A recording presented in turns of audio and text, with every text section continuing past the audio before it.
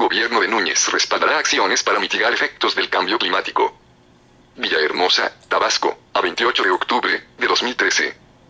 Al inaugurar la jornada Tabasco ante el cambio climático, el gobernador Arturo Núñez Jiménez aseguró que su gobierno destinará todos los recursos que sean necesarios para mitigar los efectos ocasionados por ese fenómeno.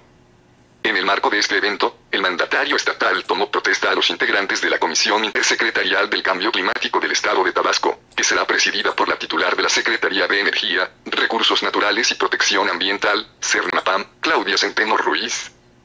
Núñez Jiménez recordó que en 2007 la entidad sufrió el impacto de inundaciones, por lo que los tabasqueños conocen los efectos del cambio climático, por lo que destacó es un tema prioritario para su gobierno.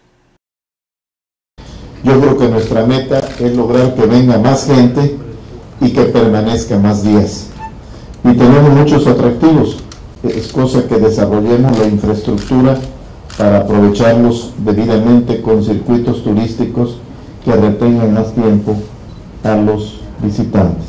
Hemos hablado, por ejemplo, de promover y trabajar para cumplir los requisitos que permitieran, por ejemplo, que San Pedro Balancán y que Tenosique fuesen pueblos mágicos, de acuerdo con el catálogo de pueblos mágicos que hay en el país. Ambos tienen realidades, sitios que acreditarían la posibilidad de que logramos que se les reconozca como pueblos mágicos, y al estar en el catálogo de tales del país, pues pueda incentivar una mayor presencia de turismo. En el evento realizado en la División Académica de Ciencias Biológicas, DACBIOL, de la Universidad Juárez Autónoma de Tabasco, UJAT, el jefe del Ejecutivo insistió que es necesaria una visión integral, interdisciplinaria y multisectorial desde el punto de vista de la función pública para atender los efectos por el cambio climático en esta región del país.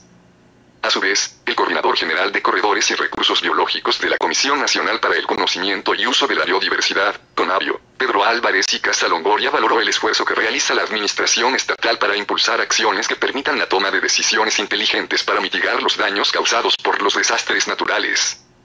Álvarez y Casalongoria explicó que a través de la CONABIO destinarán recursos para proyectos vinculados a promover empresas sustentables.